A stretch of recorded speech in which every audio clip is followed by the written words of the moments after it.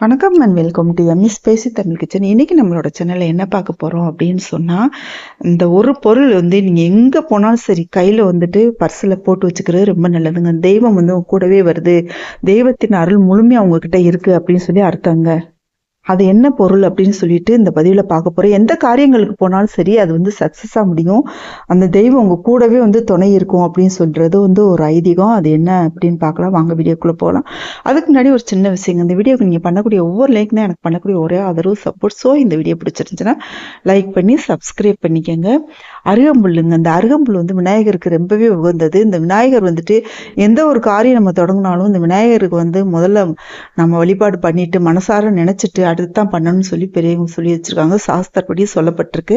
இந்த விநாயகருக்கு உகந்த அருகம்புல்லுங்க. இந்த அருகம்புல் எப்பவுமே வந்துட்டு கோவில் வாசல்ல எங்க வேணாலுமே கிடைக்கும், நம்மளுக்கு விற்பாங்க. இந்த அருகம்புல் வாங்கிட்டு அது எவ்வளவு காஞ்சு போயிருந்தா கூட பரவாயில்லைங்க, நீங்க வந்துட்டு பர்ஸ்ல எப்பவுமே இருக்கிற மாதிரி பார்த்துக்கோங்க. இந்த அருகம்புல் இருந்தாலே வந்துட்டு தெய்வத்தின் அருள் உங்க கூடவே இருக்கு, இந்த தெய்வ சக்தி எங்க போனாலும் உங்க கூடவே வருது அப்படின்னு சொல்லி அர்த்தங்க. அதனால பாருங்க, அருகம்புல் கொஞ்சம் வந்துட்டு நீங்க நிறையலாம் வைக்க வேண்டிய 2-3 இத்தினோண்டு வச்சுக்கிட்டாலே போதுங்க. உங்க பர்ஸ்ல எப்பவுமே இருக்க மாதிரி பார்த்துக்கோங்க.